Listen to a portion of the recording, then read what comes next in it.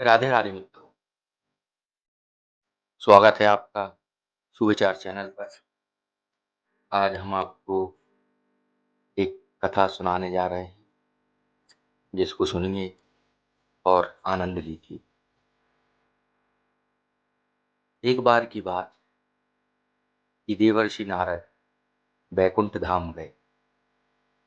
वहां उन्होंने भगवान विष्णु को प्रणाम किया और श्री हरि विष्णु भगवान से कहा, हे प्रभु, पृथ्वी पर अब आपका प्रभाव कम हो रहा है। धर्म की राह पर चलने वालों को कोई अच्छा फल नहीं मिल रहा, और जो पाप कर रहे हैं उनका सब भला हो रहा है। उनके मजे ही मजे। तब श्री हरि विष्णु भगवान ने कहा, ऐसा नहीं है नारद। जो भी हो रहा है तब नियति के कारण ही हो रहा है। नारद बोले, प्रभु, मैं तो यह सब पृथ्वी लोक पर देख कर आ रहा हूँ। पापियों को अच्छा फल मिल रहा है और भला करने वाले, धर्म के रास्ते पर चलने वाले लोगों को बुरा फल मिल रहा है।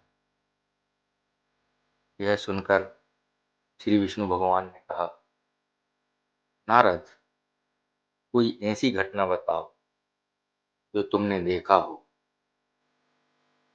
तब नारद जी ने कहा, अभी मैं पृथ्वी लोक के एक जंगल से आ रहा हूँ।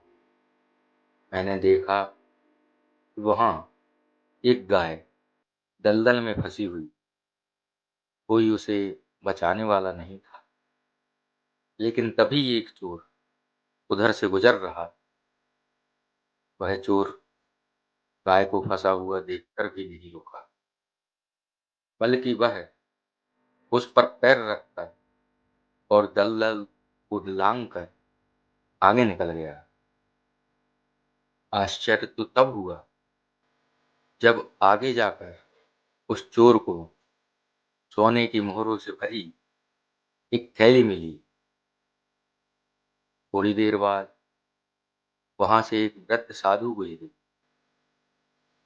उसने उस गाय को दलदल में फंसा देख उसको बचाने की पूरी कोशिश की। साधु ने अपने पूरे शरीर का जोर लगा उस गाय को बचा लिया। लेकिन मैंने देखा कि गाय को दलदल से निकालने के बाद वह साधु जब कुछ दूर आगे गया तो एक गड्ढे में गिर गया। हे प्रभु, अब आप ही बताइए, यह कौन सा न्याय है।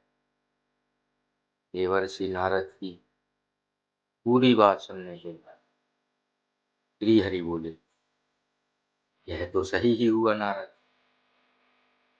जो चोर गाय पर पैर रखकर भाग गया, उसकी किस्मत में तो पहले से ही एक खजाना था। लेकिन उसके इस पाप के कारण उसे केवल कुछ मुहरें ही मिली। परंतु प्रभु, नारद बोले, बेचारे उस साधु ने तो कोई पाप नहीं किया था, फिर उसे गड्ढे में गिरकर मृत्यु क्यों मिली। तब श्री विष्णु भगवान ने मुस्कुराते हुए नारद को समझाया, नारद, उस साधु को गड्ढे में इसलिए गिरना पड़ा क्योंकि उसके भाग्य में उस समय बहुत ही कष्टदायक मृत्यु लिखी।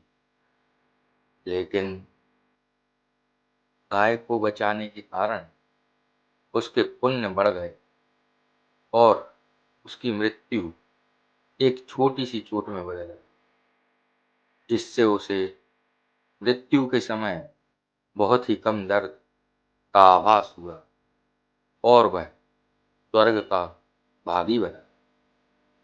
अब नारद जी संतुष्ट हुए। इसलिए इंसान के कर्म से उसका भाग्य तय होता है। इंसान को कर्म करते रहना चाहिए, क्योंकि कर्म से भाग्य बदला जा सकता है। तुलसीदास जी महाराज कहते हैं कि यह विश्व कर्म प्रधान है।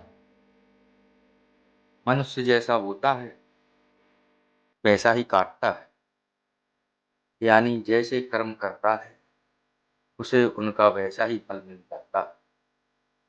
यहाँ कर्मों की कोई भी हेरा फेरी नहीं है। यह सीधा सा गए। अच्छे कर्म करने पर सुख समृद्धि मिलती है, इसके विपरीत बुरे कर्म करने पर दुख और अन्य परेशानियां ही मिलती हैं। तो मित्रों, इस कहानी से हमें यह सीख मिलती है कि भाग्य और कर्म एक दूसरे से अटूट रूप से जुड़े हुए हैं। हमें मेहनत करनी चाहिए, निरंतरता बनाए रखनी चाहिए और संघर्ष में निरंतरता से अग्रसर रहना चाहिए। हमें अपने कर्मों पर विश्वास रखना चाहिए और समय के साथ सही अवसरों का सम्मान करना। जगत में एक ही बात करी, जय जय राम कृष्ण। तो मित्रों, ये थी आज की कहानी। हो सके तो चैनल को सब्सक्राइब करें, जिससे हमें और भी आगे कहानियां कहने का अवसर प्राप्त हो। आप सभी को बहुत बहुत धन्यवाद। राधे राधे। जय श्री कृष्ण।